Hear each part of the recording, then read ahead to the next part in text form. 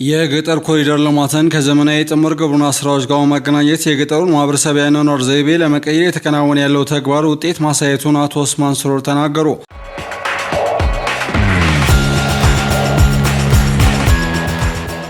ኃላፊው በስልጤ ዞን አልቾ ወረዳ ከሌሎች የክልል የዞንና የወረዳ ከፍተኛ የስራ ኃላፊዎች ጋር መሆን የመስክ ምልከታ አድርጓል። በወረዳው በተደረገው በዚህ የመስክ ምልከታ አልፎ አልፎ ሳይታረሱ የሚያድሩ መሬቶችን ወደ ምርታማነት በመቀየር ለቤተሰብ ብልጽግና መሰረት መጣል ይገባል ተብሏል። በምክትል ርዕሰ መስተዳድር ማዕረግ የማዕከላዊ ኢትዮጵያ ክልል የገጠር ልማት ክላስተር አስተባባሪና የክልሉ ግብርና ቢሮ ኃላፊ አቶ ኡስማን ስሩር ከመስክ ምልከታው በኋላ በሰጡት አስተያየት ምንም አይነት ክፍት መሬት መኖር የለበትም የሚለውን መርህ ገቢራዊ በማድረግ አርሶ አደሩ ከፍተኛ ዋጋ ያላቸውን የፍራፍሬ የአትክልትና የቅመማ ቅመም ምርቶችን ከእንስሳት እርባታ ጋር አቀናጅቶ በማምረት የተደረገው ጥረት ተስፋ ሰጪ ውጤት ያስመዘገበ መሆኑን አረጋግጧል። በወረዳው በተለያዩ ቀበሌያት የተካሄደው ይህ የመስክ ምልከታ መርሃ ግብር በወጣቶች የለማ የበልግ ድንችን፣ በቀጨሞ ቀበሌ የሚገኝ የፖም ምርትንና በትምህርት ቤቶች ግቢ ውስጥ የለማ የሮዝመሪ ተክል ጨምሮ ውጤታማ የገጠር ኮሪደር ስራዎች የተመለከቱበት ነው ተብሏል። በበልግ ወቅት የታየው ጠንካራ የግብርና ልማት እንቅስቃሴ